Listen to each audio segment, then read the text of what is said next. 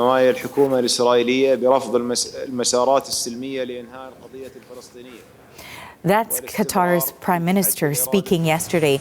He said it's time to, quote, punish Israel over the various crimes it committed. The emergency summit of Arab and Islamic nations was called to discuss a possible unified response to Israel's surprise airstrike last Tuesday. That attack has been met with widespread condemnation. For more, let's now go to the region. The CBC senior correspondent Sasha Petrusik is in Jerusalem. Sasha, let's start with those talks between Marco Rubio and Benjamin Netanyahu. What are we learning about those discussions?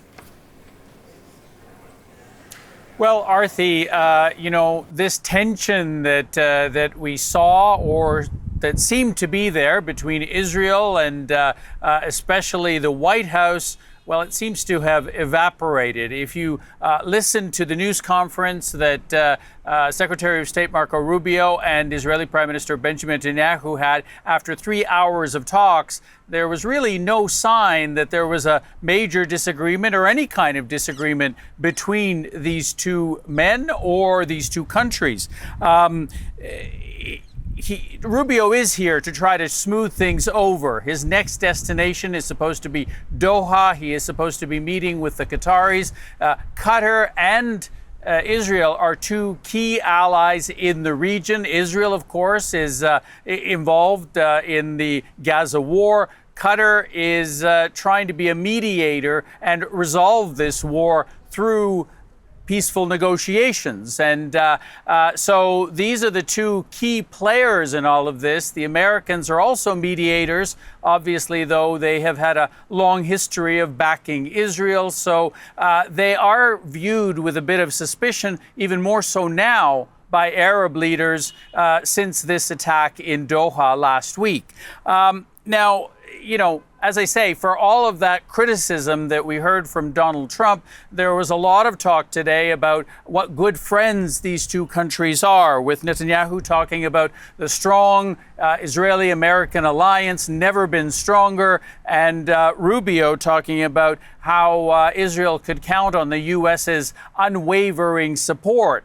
The question, though, of unhappiness on the part of the White House over what Israel did, that it went and bombed another ally in the region, another one trying to mediate this dispute, another ally without actually telling the United States that it was going to do it, apparently. That did not really come up except in one question. Rubio was asked about that dispute, but he chose to answer this. We are focused on what happens now. What happens next? What role can Qatar play possibly in reaching an outcome here that leads not just to the end of this hostilities, not just to the release of all of the hostages, both living and deceased, not just the disarmament and elimination of Hamas, but also a better future for the people of Gaza, which isn't possible as long as Hamas exists, which isn't possible as long as 48 hostages are being held. And so we're going to continue to encourage Qatar to play a constructive role in that regard.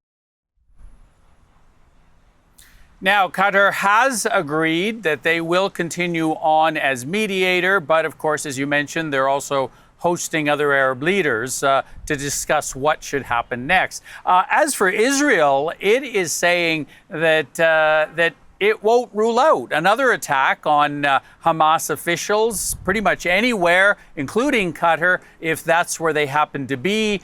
Netanyahu says that is Israel's right. So let's now, Sasha, turn to that Doha meeting that you mentioned of Arab and Islamic leaders. What are they discussing today? What are they saying?